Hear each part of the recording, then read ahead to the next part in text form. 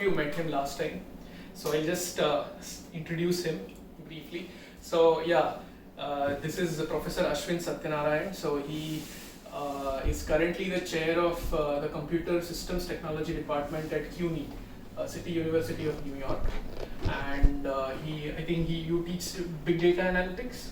So that's one of his subjects, data science. So that's his specialty.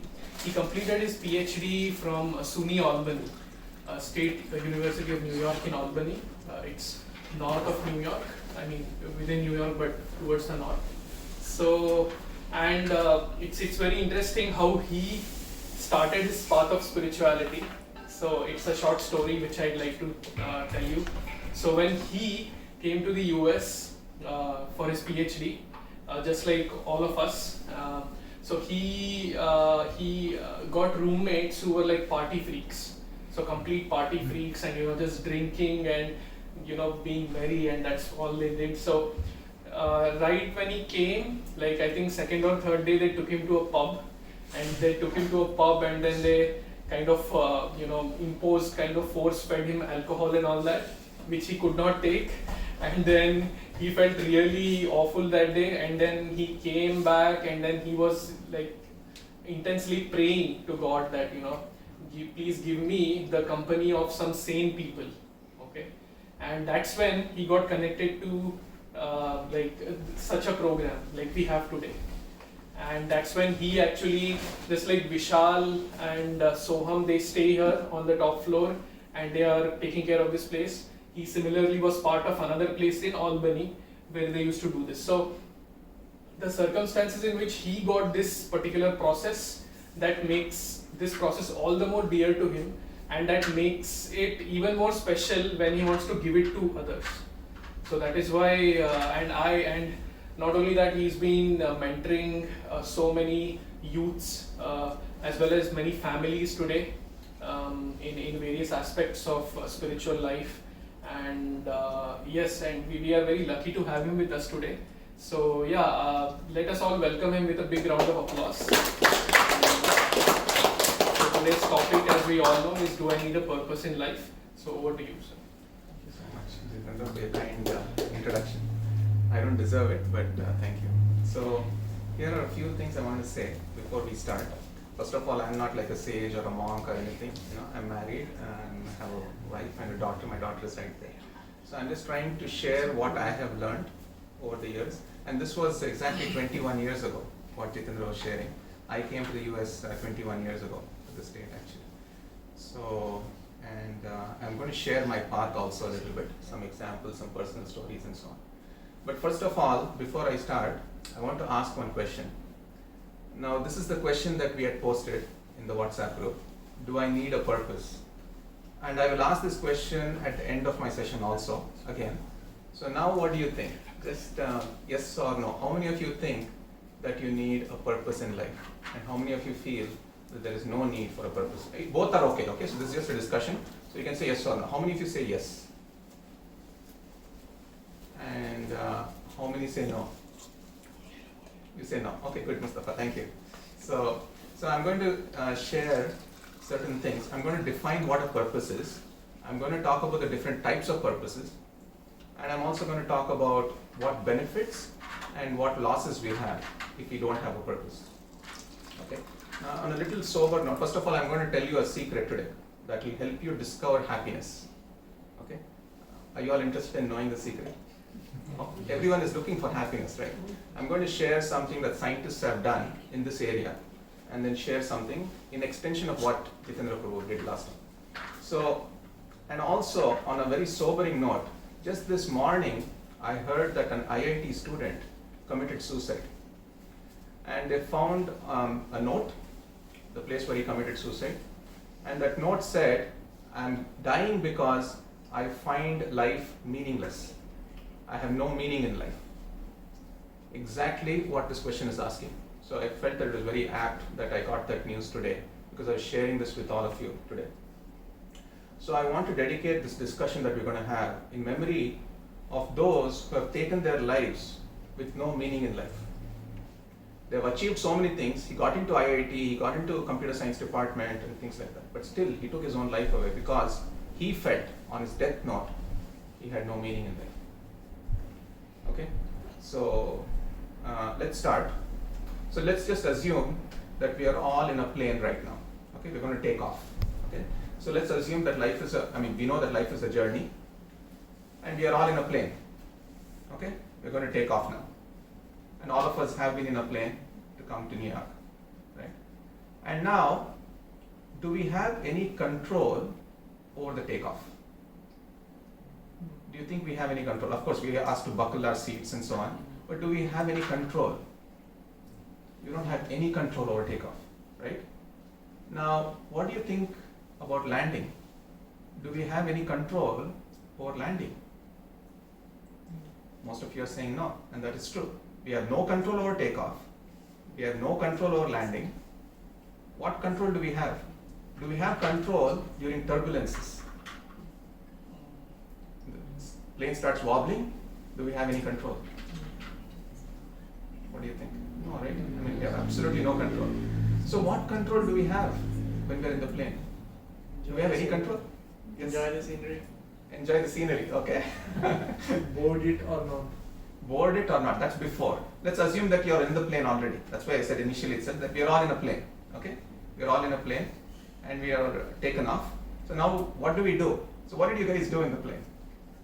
Taking pictures Taking pictures, in Naveen? window seat. Eat, sleep, okay. Watch Watch TV, watch movies, Listen to music. listen to music, okay? These are all good things. So we have some things that we did, right? We all did something. Very similar to this is our birth and our death, right? Do we have control over our birth? Who we are born to, or we have certain control, we'll discuss that later. But what about our death? I've asked so many people come to me and tell me, I just wish I get a massive heart attack and I just die. You know, that way there's not much pain and I won't be troubling anybody.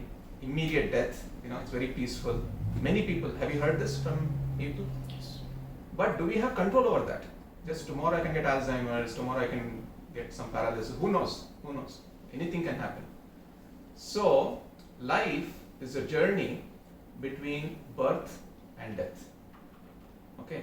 Now there is something in between. What is that dash in between? What is that letter in between? My daughter can answer this. What letter comes between B and D? E. E? E? D? C? Yes, A, B, C, D. C comes between B and D, right? Now what is that C? Change. Change? No. Chance. Character? No. It is something that we all do, moment by moment actually. What is C? Choice. Who said that? What did he say? Choice. Choice, yes. It is the choices that we make. Moment by moment, we are always making choices. You all chose NYU, right? You all chose a particular degree. So we are making choices. So it is said, the greatest men are not born in the maternity ward. They are born by the choices that they make. So it is very important for all of us to make the right choices in our lives. So that is the C. Between B and D, the only thing that we have control is the choices that we make. Even in the plane, for example, we can choose to drink alcohol and sleep. We can read something, we can work, we can do so many things while we are in the plane. Okay? I hope this is clear so far. So now, with regards to purpose. So with choices come purpose. Okay? Now I'm going to discuss types of purposes first. Before I define what a purpose is, I'm going to define the types of purposes. Now there are two types. Okay? Now please pay attention to this part. One is called living with, and the other is called living for. Now living with, what would you choose to live with? What would you like?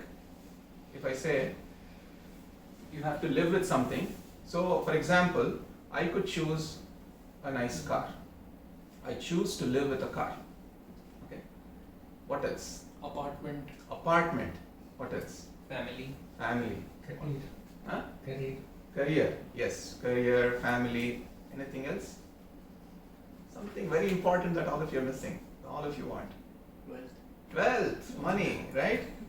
So we all have to live, we choose to live with some of these things, right? Now, there is something else which many times many of us don't even think about. How many of you before today thought that you have to live for something? Maybe you think that you have to live for money, right?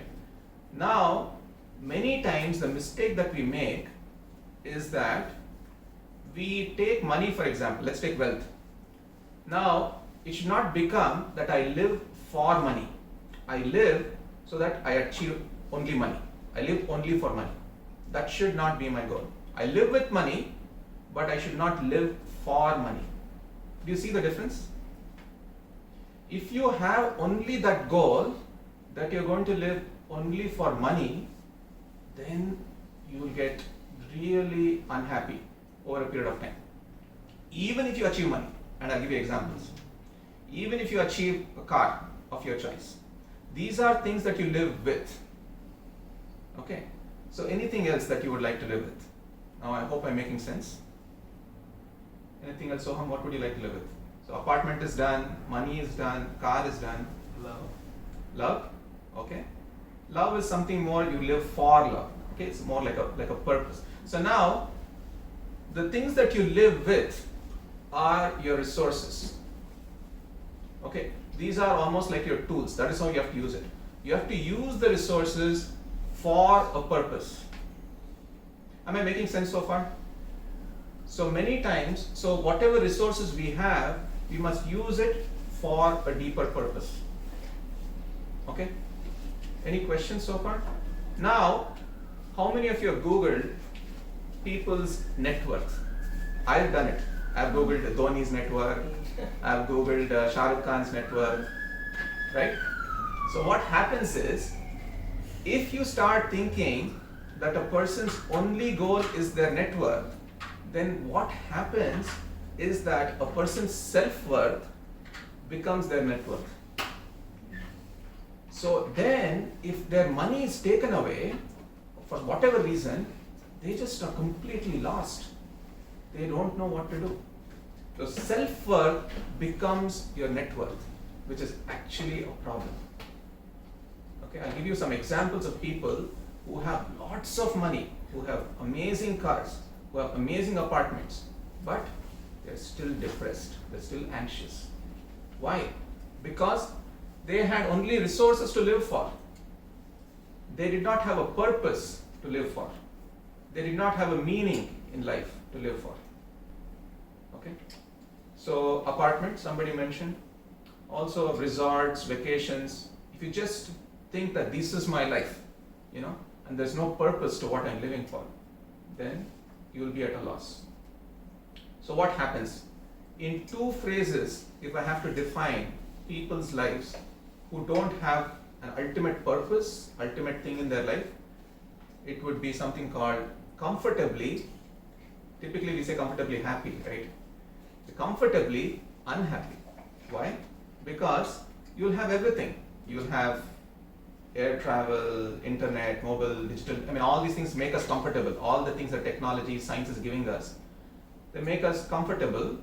But also, if you think about the other side, people who have all of these things, right? How many examples can you think of them where they are unhappy? Can you think of one example of someone, some celebrity that you Googled, net worth? Can you think of? Ronald Reagan. Ronald Reagan, yes. He was, completely depressed. 1 point. Anyone else? Chester Bennington. Who? Chester, He was a he was a vocalist. Okay, Linkin Park. I see. Yeah. Okay, He anyone died, from? he committed suicide. He committed suicide? He had everything also? Okay. So there's some paradox here, right? Something is wrong here, right? They have everything, they have the wealth, they have whatever they want, but they still committed suicide. Someone from India? Any Sushant Singh Rajput. Yes, that's what I had here. Right? So Sushant Singh Rajput, he apparently committed suicide in 2020, right? So he had everything and he was actually depressed. Anyone else? Avicii. Abhijit? Avicii. Avicii. Yeah. Who's that? I don't know, sorry. No. He was a DJ. He's a DJ. Okay. Okay. What about some actresses? Who was an actress? Sudha Chandra. You don't have to think of committing suicide. Anyone who is like depressed and who admitted. Thank you. Kangana Rana. There are many names, but Deepika Padukone. Yes. Okay. Do you all remember this? That she publicly admitted, I think in 2019 or 2018, I don't remember which year. She publicly admitted that I have everything, but because I'm lacking a meaning in life. She used to question every morning, what is the point of it all? People are appreciating me, I'm on the newspapers, but what is the point of it all? This question kept coming to her again and again and again. And then when she started getting therapy and help, then she started to discover a purpose in her life. Okay, so this is what we'll be discussing today. So what is that purpose and how can we discover that specific purpose?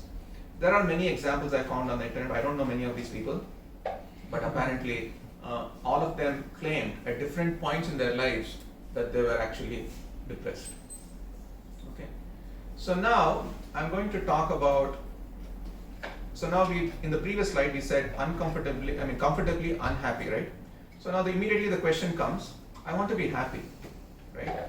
So if you want to be happy, what do we need? If you want to be happy, what do we need? Anybody? Motivation. You need motivation, No. you need love, Satisfaction. you need satisfaction. That's a very, very nice point. So in all the previous cases, all the examples that we showed, people lacked that inner satisfaction. Externally they had a lot of things, but internally they lacked satisfaction. Okay. Now before that, I want to talk about one scientist who spent his entire life. His name is Martin Seligman. Have you heard of him? Anybody? So he is a positive psychologist. So positive psychologist, and his name is Martin Seligman. Seligman, okay? So he spent his whole life understanding and interviewing people and questioning what does it take to be happy. Okay. In the end, he wrote a big thesis and he came up with one formula. I want to follow what Jitendra did last time, and I also want to introduce formulas. Okay. So the formula that he came up with is very interesting, and that has parallels with our Vedas, and I'll discuss that as well. Okay.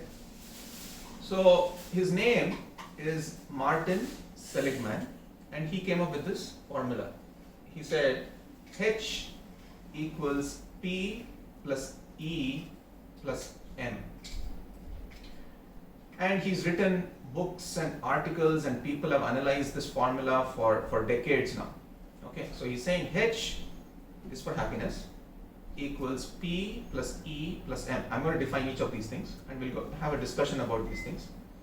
So the first thing he said was, so whenever we talk about happiness, we immediately associate it with pleasure, right?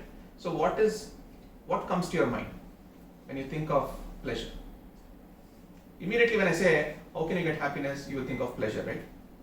So what comes to your mind? So let's say somebody says, like going to a movie, travel, going to a movie, shopping, Tasty food. shopping, Yeah, tasty coming food. to tasty food, yes, tasty food. So all of these things come, right?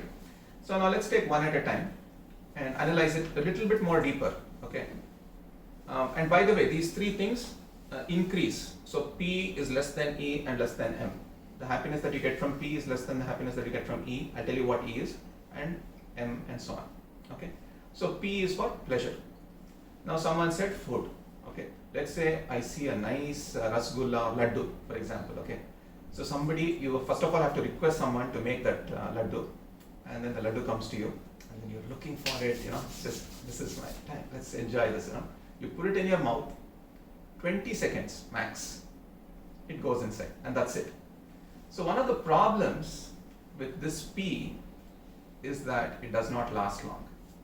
You can think of any type of pleasure in this world. The first thing is, there's a problem here, okay? The first thing is, it is short-lived. Do you all agree? Any kind of pleasure. Then what do? Now, because it is short-lived, what we tend to do is, we tend to find varieties of that. So, let's say I have laddu for a week, then I get frustrated with laddus. I want rasgulla for a week, some different varieties of sweets. Just try variations of that and see if I can get pleasure. You keep doing this again and again and again, and every time it leads to frustrations. Even shopping, I don't know, Mataji, maybe you're not frustrated yet, but but typically over a period of time, shopping also can be frustrating. I don't know, is it? Maybe. So that is the P. Okay, first characteristic of P is that it is short-lived. Short-lived means like temporary. Okay. The second thing is, what did I say? What is the second thing? That you try different varieties of it, variations of it. And this is true for any type of pleasure. Okay. Any travel also you mentioned, right? You go to one place, the next I want to go somewhere else. Let me go here, let me go there, let me go there, let me go there. How much? I mean, you can keep doing it, but eventually you realize that there is no inner satisfaction to a certain extent. Of course, if you like nature and things like that, there might be some satisfaction, but I'm going to talk about E and M, which gives a person more satisfaction according to this play, Martin Siegel. And I'm also going to give you parallels from the Vedas, which deal with this. Okay? So those are certain things. And the third thing about pleasure, the problem that he noted, is that it takes a lot of effort to actually get those things. Even to make a laddu, you have to ask your mom, beg your mom, please make a laddu, and she takes the effort, goes to the market, gets all the ingredients, makes it for just 20 seconds, right? So that is your P. Now, he said, I have to go deeper and I have to find something which is higher than this pleasure, which gives me inner satisfaction. Can anybody guess what the E is? Enlightenment. Enlightenment? No. Empathy. I mean, that is true, but it's not the E that he got. Empathy? No. All good answers, but it's not the one that he mentioned. It's something that you do. Enjoyment. Enjoyment? That comes under pleasure in one sense. What is it that starts with E? And all of us do it in terms of, and we get some pleasure out of it, and then we get inner satisfaction also. Efforts, yeah. So the E that he mentioned, Express. huh? Expressing. Okay. So the E that he mentioned is what is called? Sorry? Emulate. Okay. It's something more simpler than all of this. It's engagement. So he said engagement in terms of career, engagement in terms of doing research, engagement in terms of working. So I've asked several doctors, doctors, scientists and so on, would you rather sit at home and watch movie all the time, or would you go to the hospital and work 12 hours a day? What is the answer do you think I would get most of the time? Working. They would say, I get more satisfaction by working. I just want to go to the hospital. I don't want to sit at home. Okay.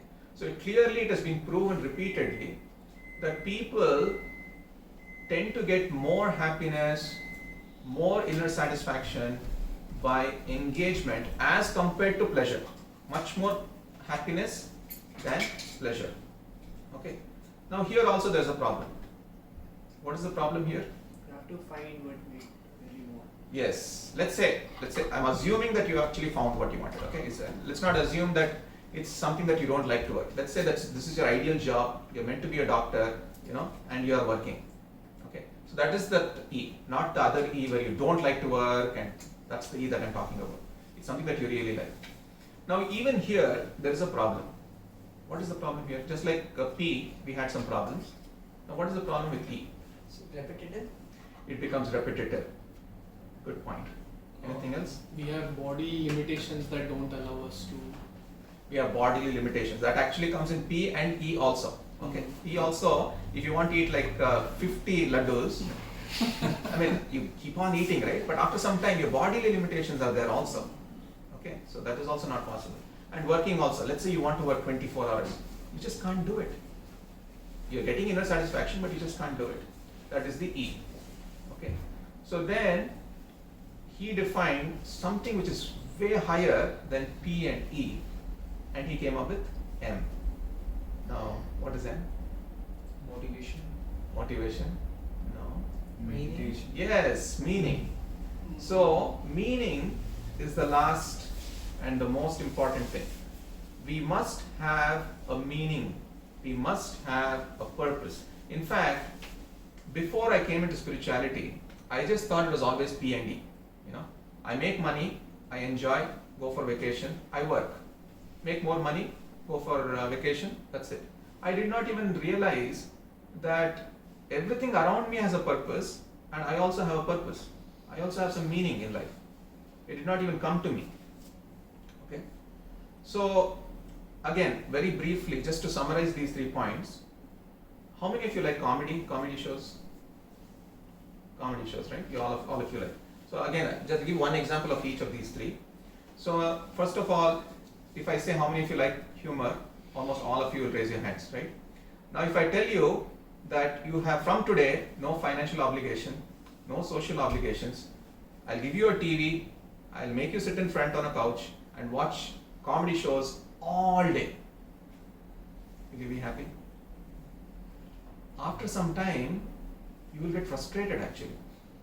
So I have one student, his name is Leonard, he works with me. So after he got his degree, he loves video games. Okay. So he decided for the next 6 months, I'm going to do nothing but just keep playing video games. All day, all night. And this is the truth. Okay. And after exactly 1.5 months, he went into depression. Because he didn't get that satisfaction, and day and night he was just playing video games. Video games, video games, video games. After a certain time, he just couldn't take it anymore. And then he went into depression and he had to seek professional help. Okay? So that is not, so how many of you like humor? You might say, but humor over a period of time, you will not enjoy it. Now, how many of you like work, education, research? That's the E part, right? So many of you may like you might like robotics or something else, electrical engineering and things like that. So, and you might get some inner satisfaction there also, Mustafa, right? Mm-hmm. But that also has a limitation, as we discussed. Now let me give you examples of M. Okay. Can anybody first of all think of one example of M? Driving an NGO. Charity. Okay, charity. Okay, great. So elaborate a little bit more. You're right. You're trying to accomplish a certain goal in terms of helping someone or creating a better opportunity future for someone in a bigger sense than yourself. Something that is bigger than you, That is bigger than you, that is outside of you, outside of you. right? So the example I want to give is, let's say all of you know swimming. How many of you know swimming? Okay, some of you don't know. I also don't know, so it's not. So, and you see that someone is drowning. Okay, what would you do? Even if he's drowning and he's like yelling out, calling, you would, no matter where you are, you would jump into the water and just pull him out, right? You would do that. And by doing that act, you will get way more satisfaction and way more meaningful pleasure than you would if you were to sit and play video games. Agreed? So that is called meaningful pleasure. Now we define pleasure, now we are calling something called meaningful pleasure. Now if we don't have a meaning and just seek pleasure, we'll be lost. Okay? So the point that I'm trying to put across is more than the need for pleasure is the need for meaning. Several people have written this about this concept. And I wish 21 years ago someone had told me this. I had to discover it myself. I had to go through certain paths where I had to discover this myself. But since all of you are in your 20s, this is something that at least you can keep in the back of your mind. Okay, you may not know what your purpose is, you may not know what the meaning is of life, or meaning of life, or even subjective meaning, objective meaning of life. You may not know any of those things, but at least keep in the back of your mind that there is a purpose for which we all are existing. Okay, I hope that is my take home. If you want to take home something today, I want all of you to please take this. So we need meaning in life. So several saints have said this particular very nice quote. If a person does not have an ideal he's ready to die for, he has nothing really meaningful to live for. Now what does this mean? Just read this carefully. If a person does not have an ideal he's ready to die for, that means we must have something that is at the core that we really want. Not just external pleasures that we live with, but something that really touches us, really hits us. This is what I want. This is what I'm meant to do. This is my purpose in life. I'll give you several examples later, but at least, is this resonating? Is this making sense? If you have nothing ideal that you're ready to die for, then you have nothing really meaningful to live for. Okay? So, now as I mentioned, this this P, E and M, right? I told you that there are parallels to this from our Vedas. Now how many of you know what the Purusharthas are? Purusharthas are Dharma, Artha, Kama, Moksha. Have you heard of this? Almost everybody has heard this, Dharma, Artha, Kama, Moksha. Now let's take one at a time. What is P? P is pleasure. It has a mapping to Kama. Okay. E is engagement. It has a mapping to Artha. Artha is, one sense it's called wealth, but also it's a more umbrella term which includes engagement, it includes power and things like that. So that is E. E maps to Artha. M, which is meaning, maps to Dharma. Now then you may question, why is it Dharma, Artha, Kama and Moksha, right? Why not Kama, Artha and Moksha? Right? It's obvious, it's a straightforward standard question. The reason why our saints, our sadhus have written Dharma first is because Dharma is like a Lakshman Rekha. Okay? So within the bounds of this Dharma, you practice Kama, Artha and so on. Okay?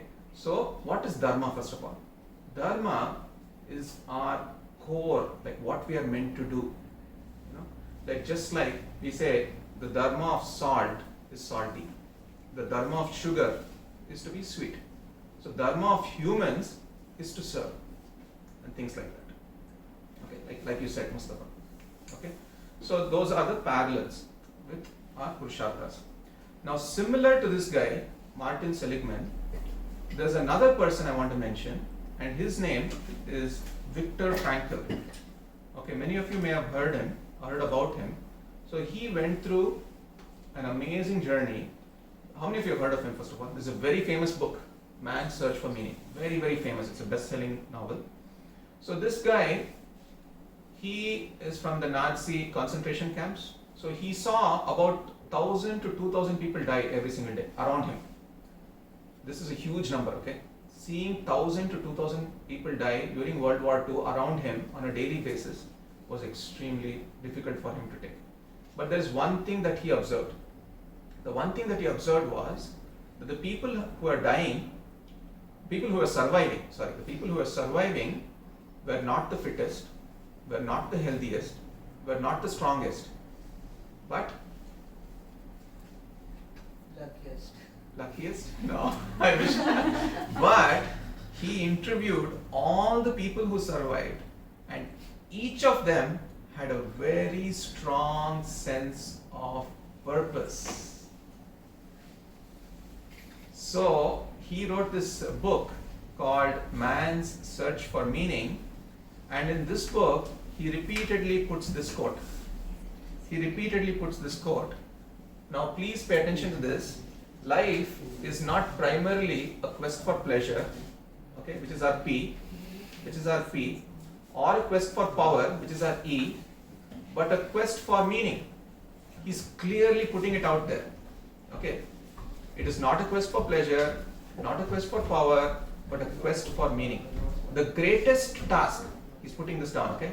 The greatest task for any person is to find meaning in his or her life. This is the greatest thing that we can do, having a purpose, having a meaning in our lives. Are you all following so far? So now I'll just quickly mention a few things about the benefits. Now we say purpose brings power. Okay, having a purpose, what are the benefits? Now let's say we have a purpose. Okay, now all of you may actually start thinking, what is my purpose? Let's say we have a purpose. Now that purpose can bring some power. What powers does it bring? Anybody? It gives us some power automatically. Just the fact that you have a purpose, it gives you power. Determination. Determination, okay. Anything else? Motivation. Motivation. Self-motivation. Self-motivation, okay. Thank you, Akshay. Anything else? Discipline, okay. Amazing points. Anything else?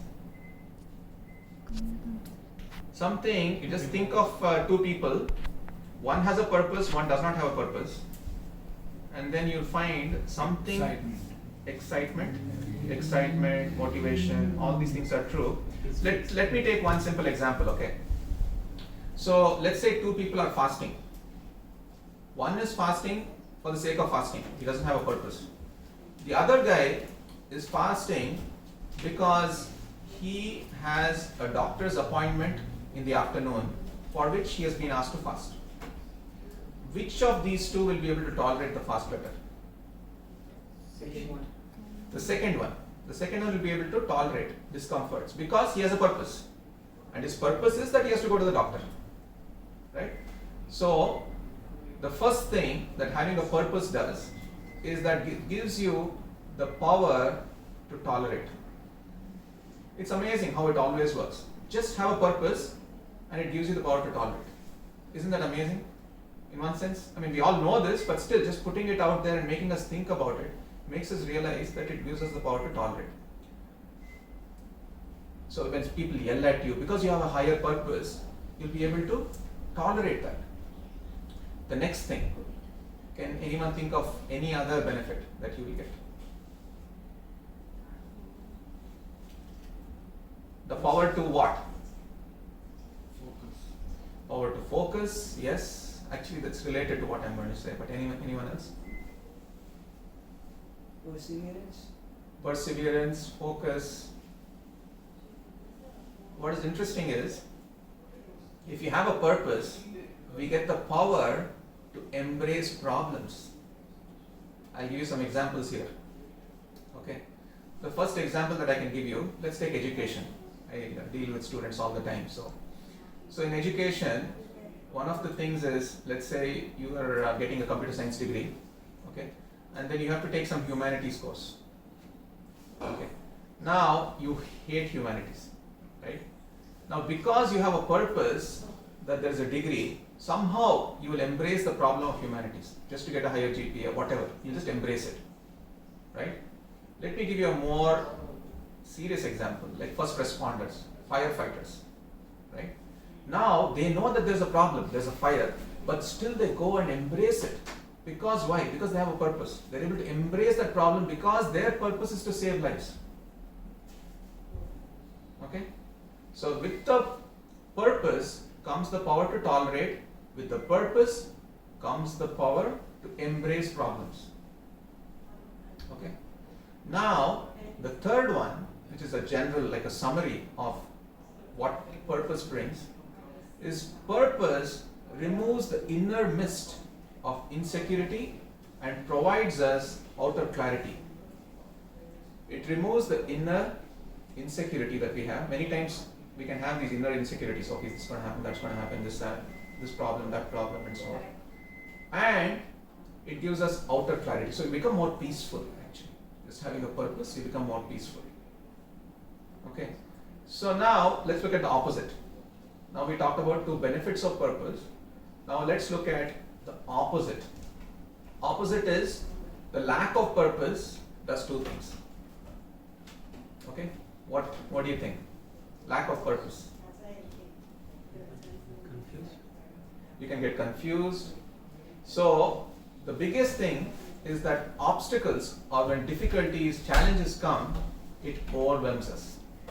But if you have a purpose, as we discussed, you are able to raise above the problem. But now, obstacles actually start overwhelming you if you don't have a purpose. Any problem comes, you get really anxious. Okay, this problem has come, this is happening. You don't have a solution actually. You're lost. So obstacles will start to overwhelm you if you don't have a purpose. Okay, and then as one of you mentioned, there is a lack of momentum to move forward in life because you get so caught up in the problems, you are not able to move ahead in life. So there is a huge lack of momentum if you don't have a purpose. Does that make sense? So having a purpose has all of these benefits. It brings momentum, you're able to tackle problems, you have the power to tolerate, you have the power to embrace problems. Okay. Now finally, you lose enthusiasm to live life, and then within which I have 2 points here. One is depression and the other is anxiety. Now what is depression?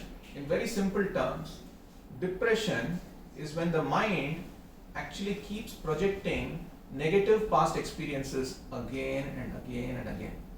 In essence, of course I'm simplifying this, don't take it literally, but I'm just giving a simplistic view of depression, where the mind repeatedly shows negative past experiences again and again and again.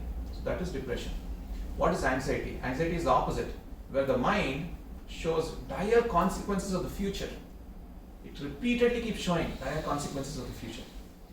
Now, if you don't have a purpose, you can get caught in one of these traps very easily. Very easily you can get caught. Okay? And you won't know what to do.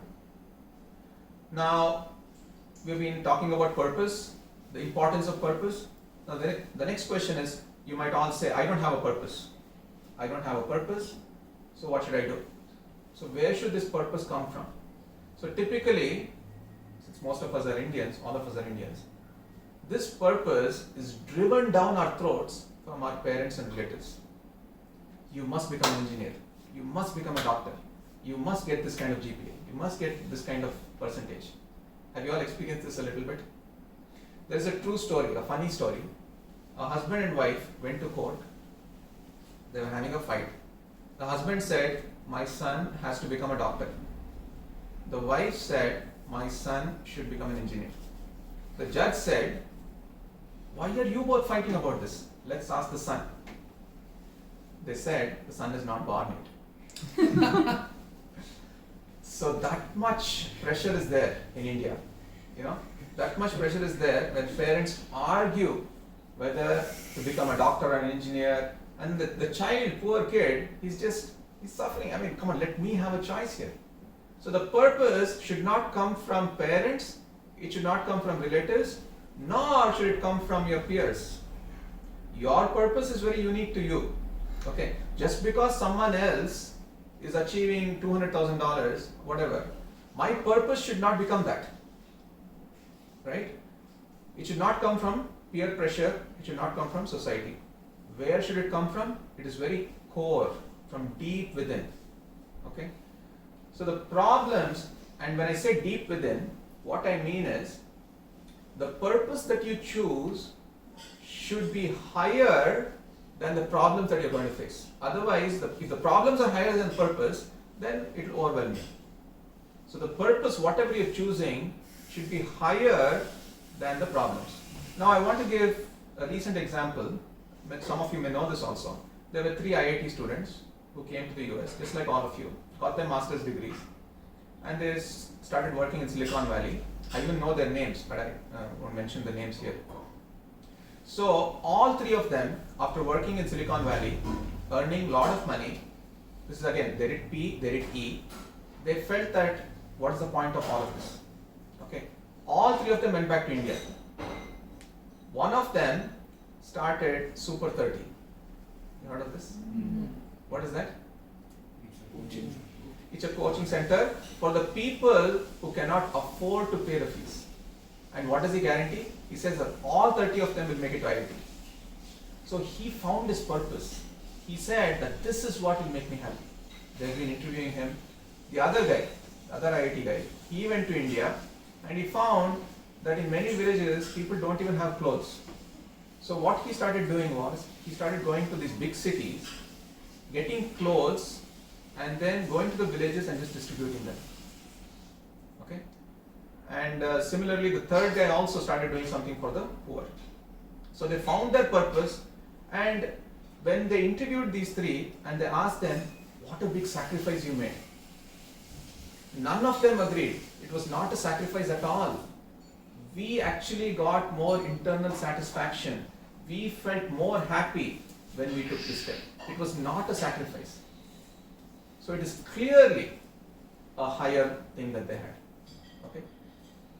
So the ultimate benefit of discovering our purpose is that what we are right now, whatever skills, everything that we have, is the divine's gift to us, right? Whatever skills we have, you can think of it as God's gift on us, right?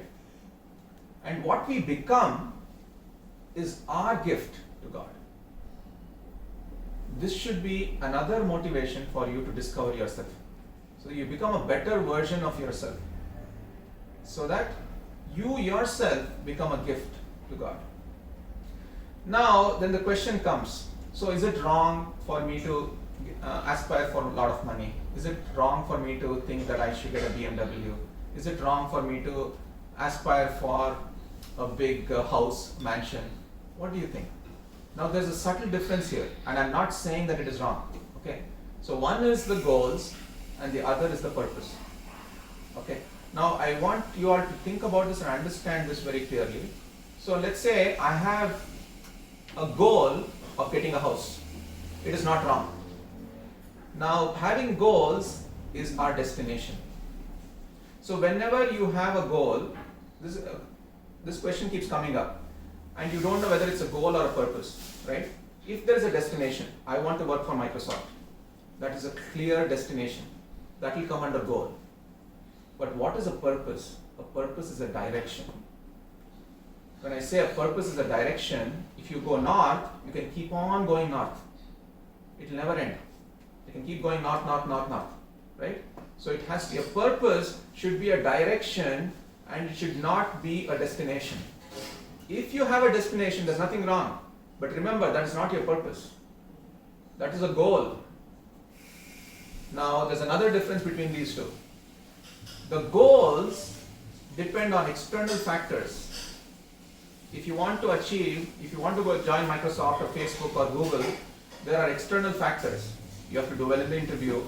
The interviewer should ask questions that you know. There's so many other external factors, right? But having a purpose is an internal calling. It's a deep calling from within. Now, having a goal and not achieving it should not make you depressed if you have an internal calling. Okay? Anything else? As we've been discussing, the goals give you external pleasure, the purposes give you internal satisfaction. So now again, coming back to the question, is it okay to have goals? Yeah? It is okay to have goals. And what about purpose? I think the final version of that goal become a purpose. Yes, very well said. So now it is not bad to have goals. Okay? But the ideal situation is in the middle of this Venn diagram, where your goal is aligned with your purpose. For example, one thing that they say is that, let's say you have a job that you really like, and you like it so much that whether they pay you or not, you'll still do it. But the fact that you're getting paid is a bonus.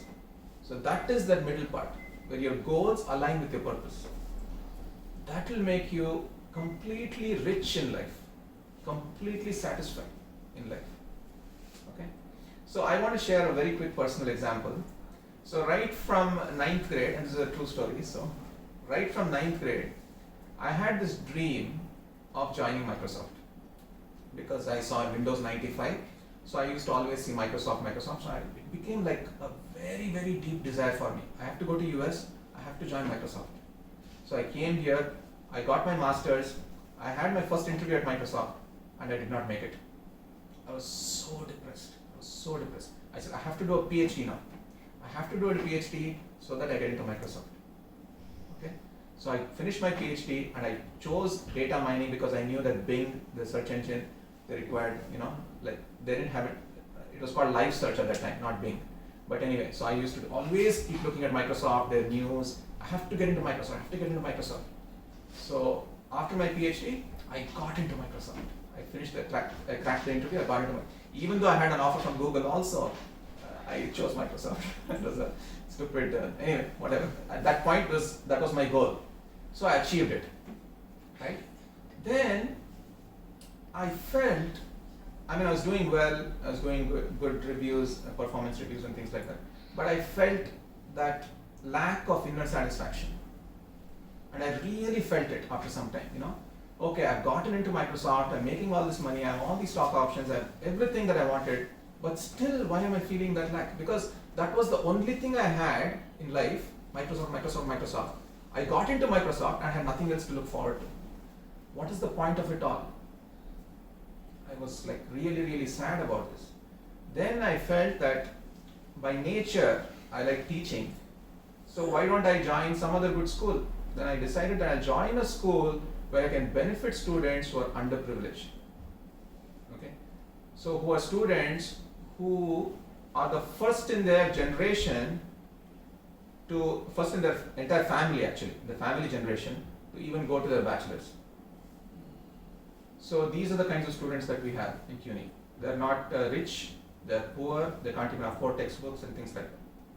Anyway, I can say that I now feel completely satisfied. I have nothing else that I'm looking forward to in one sense. This is it. I'm satisfied with my career and things like that. So let's take one or two more examples and then we'll end. So a purpose, let's say one example of a purpose could be I want to be a loving person. I want to be a loving person. One example of a goal is that I want to be in a loving relationship. There's a very subtle difference here. Now, loving person is my purpose. I want to be a loving person, but loving relationship depends on your spouse. It is not in your hands. Are you following? Yeah. So, a purpose should be something that should come from within and that should be your calling, and that's something that you have a direction. One more example. Okay. So, let's say somebody likes to write. So, writing is a purpose. But if somebody has a goal that I want to write so that I become the world famous author and I make so much money, that is the goal. Whether that happens or not is not in your hands. That's external factors. So many factors have to align. But writing can happen wherever you are, it can keep happening. Can anybody think of one more example of goal and purpose? I've given two. If we take a stand-up comedian, Stand-up